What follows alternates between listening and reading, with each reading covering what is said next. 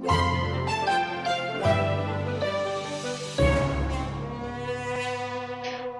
welcome to Brady's Blunders, where I usually show you the mistakes in my games, hoping you don't make the same ones in yours. But today's episode is going to be a little bit different. And then I'm going to do a quick recap of the 2016 Go Congress in Boston. And before I do that, first let me say sorry that it's been over a month since my last video. Things have been kind of crazy between having family visit me and me traveling around the states, Midwest, West Coast, East Coast, and then of course there was the little matter of the Go Congress. So I'm back and things should begin to get steady again. But I want to take a couple of minutes to talk about this year's Congress. And it was really good. And from an outsider's perspective, it seemed easy. And I know from the insider's perspective, it never is. I'll give you a quick example. Typically, in the U.S. Open, or what's been the case in the past, is especially on the first day, the Sunday match, you sit down to play your game at 9, and then they have to repair because something's not quite right. And boy, that wasn't the case at all. The U.S. Open started at 9 o'clock every day like clockwork. No repairings were required, and it seemed, well, easy. And again, I'm sure it wasn't, but everything about the Congress was like that. It all went smoothly. So I would like to thank the Congress staff and all the volunteers. You guys did great. The Boston 2016 Congress, at least from the attendees' perspective, was great. And this was the 10th Congress I've been to. And when I try to figure out which of those Congresses I didn't enjoy, well, I can't come up with one. Which means I've been to 10 Congresses and I've enjoyed 10 Congresses. Which means it's a really good bet in terms of trying to find a way to have a good time and enjoy yourself. At least it is for me. But what that means is if you really do like Go and hanging out with other people who like Go and you've never been to Go Congress, you really should consider going next year. Which I don't know if it's finalized yet, but at least I think the plan is it's supposed to be at a nice resort in San Diego. And being that it's at a resort, that means, San Diego, we're going to get beaches, heat, sun, and being at a resort, we're going to get, instead of dorm food and tiny little dorm beds, we're going to get comfortable places to sleep, probably air conditioning, and swimming pools. So, I thought Boston was good. Next year's got great promise, too. So go ahead, as soon as you can, sign up. So next I want to talk about what I really liked about the Congress. But before I do that, some other people have already done it really well, and I thought I would show you some of them. So I'll link to all three down below, but just to give you a quick taste, I strongly recommend everyone watch Kevin Huang's 6-minute video that I'll link to, called Everyone and the Go Congress, which was really about what did you like about the Go Congress. And it's 6 minutes, and you'll very, very quickly see a theme. So go ahead and watch that. And then David Nolan, that's him here, he did a day-by-day blog, and this was his very first Congress. So it was a really good introduction to like what your first Congress is like. And I actually read it every morning and recommend it. So again, linked. And then finally, Calvin Clark did his usual contribution on the bulletin board Life in 19 by 19, where he talked about his daily experiences, including a lot of good pictures. So again, I will link to that. Okay. So what did I enjoy about the Congress? Well, just like everyone else, of course I like the Go and the Go related things. That can be game reviews. It can be lessons where you learn new concepts and playing. And I think that's the first reason we all go, and it's still definitely a reason that I enjoy the Congress. As well, I enjoy hanging out with the pros, and they really are nice people, and so it's fun to spend time with them. As I suggested before this video, I thought Boston would be a great city for the Congress, and indeed it was. There was tons of nice restaurants within 15-minute walk of our site. So the food was good. And of course, there's a lot of sights of Boston, which I took advantage of, but maybe not as much as I should have. Things like I saw the Constitution, USS Constitution, which is an old tall ship with a glorious history. Fenway Hall, Fenway Park, things like that. I wish I'd done even more, but Boston was a great city to be in. But of course, the thing that I enjoyed most about Congress this year, as always, was my friends. And it's the opportunity to get together with like-minded people and have a really good time. And there are people who I consider friends who I only see once a year at this event.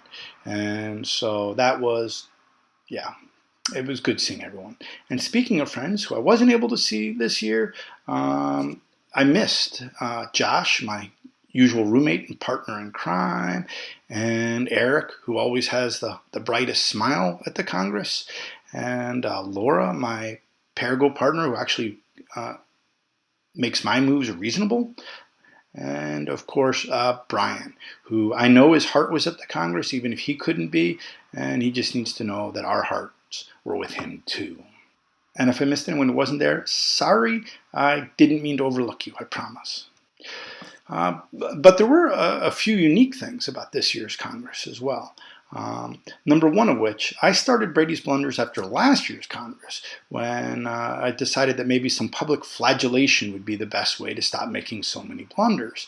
But therefore, this is my first Congress after I started the video series. And it was actually kind of cool to have a bunch of people come up to me and say, hey, you're Brady, I've seen your videos, and here's what you can do better. Or, thanks, I enjoy them, or whatever people said. It was kind of neat. So that was fun and a first for me. But the other really cool thing that happened to me at this Congress occurred at the auction at the banquet at the end of the Congress.